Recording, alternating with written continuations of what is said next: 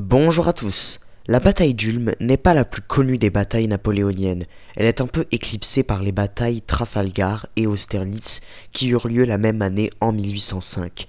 Et pourtant, elle est très intéressante pour au moins 3 raisons. D'abord, elle prépare le triomphe de Napoléon à Austerlitz. Ensuite, c'est une victoire éclatante de Napoléon, un tour de force stratégique, une manœuvre extraordinaire qui lui a permis de gagner en évitant pour une fois un bain de sang. La rue d'Ulm à Paris, célèbre pour héberger l'école normale supérieure, tire son nom de cette victoire. Je suis très heureux de vous retrouver pour ce nouvel épisode inédit de notre série Toutes les batailles de Napoléon. Vous allez découvrir comment Napoléon a manœuvré pour l'une des plus spectaculaires victoires stratégiques de sa carrière.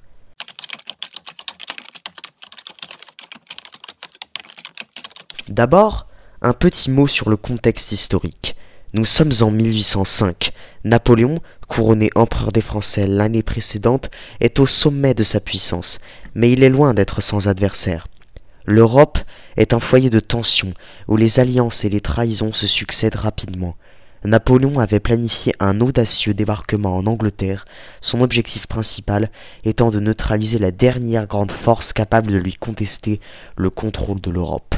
Pour cela, il mobilise des centaines de barges et assemble la Grande Armée, près des côtes françaises. En réaction à l'ambition débordante de Napoléon, le Royaume-Uni, l'Autriche et la Russie forment la troisième coalition. Chacun de ces pays a ses propres raisons de craindre l'expansion française. Le Royaume-Uni est préoccupé par la sécurité de ses voies commerciales et le risque d'invasion. L'Autriche est motivée par les pertes territoriales précédentes et la menace directe à ses frontières. La Russie, sous le règne du tsar Alexandre Ier, voit en Napoléon un obstacle à ses propres ambitions dans les Balkans et en Europe de l'Est. Napoléon sait qu'il doit agir vite pour désorganiser ses ennemis et il pose son regard sur un objectif clé, Ulm, une ville stratégique sur le Danube. Ulm était en effet stratégiquement située près de la frontière austro-bavaroise, faisant d'elle la porte d'entrée vers Vienne, la capitale autrichienne. En prenant Ulm, Napoléon pouvait facilement avancer vers le cœur de l'Autriche et menacer directement Vienne, ce qui lui donnerait un avantage psychologique et militaire significatif. Napoléon était bien conscient des risques d'un affrontement direct et prolongé avec les forces coalisées. La campagne d'Ulm est un chef-d'œuvre de stratégie. Au lieu d'attaquer directement les forces autrichiennes, Napoléon utilise de fausses manœuvres pour tromper l'ennemi et encercler la ville d'Ulm sans quasiment tirer un coup de feu. Imaginez que vous êtes Napoléon. Votre objectif est de neutraliser une grande armée autrichienne sans engager un combat frontal qui pourrait être coûteux en vie humaine et en ressources. Napoléon utilise alors ce que l'on pourrait appeler une feinte stratégique. Il commence par simuler des mouvements de troupes qui suggèrent différentes intentions, trompant ainsi le général autrichien Mack sur la position réelle et les objectifs de la grande armée. Ce genre de diversion est crucial pour gagner du temps et positionner ses forces de manière optimale sans alerter l'ennemi. En manœuvrant habilement ses corps d'armée, Napoléon parvient à encercler Ulm. Le 20 octobre 1805, Mack se retrouve piégé avec ses 40 000 hommes sans possibilité de retraite ni de secours externe. L'armée autrichienne est complètement encerclée et la reddition devient leur seule option viable. C'est une victoire éclatante pour Napoléon.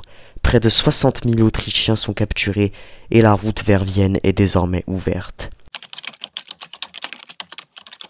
En résumé, la manœuvre d'Ulm est une démonstration de la manière dont la stratégie et la tactique peuvent être utilisées pour obtenir un avantage décisif avant même que le vrai combat commence. C'est une leçon importante pour tous ceux qui étudient l'histoire militaire et la stratégie de guerre. La reddition d'Ulm a des conséquences immenses. Non seulement elle affaiblit considérablement les forces autrichiennes, mais elle démoralise l'ennemi avant même la grande confrontation à Austerlitz. De plus, Napoléon a la porte ouverte pour aller à Vienne, qui est la capitale de l'Autriche. La guerre va être gagnée. La reddition d'Ulm montre tout le génie stratégique de Napoléon. Par ses manœuvres, il parvient à une victoire majeure avec un minimum de combats. Cet épisode, bien que moins connu que la bataille d'Austerlitz qui suivra, est un exemple parfait de la maîtrise et de l'audace du tacticien Bonaparte. Alors, que pensez-vous de cette stratégie ? Napoléon était-il vraiment le maître incontesté? Répondez à ces questions dans les commentaires. C'était Adrianaliste, votre analyste d'histoire. À la prochaine.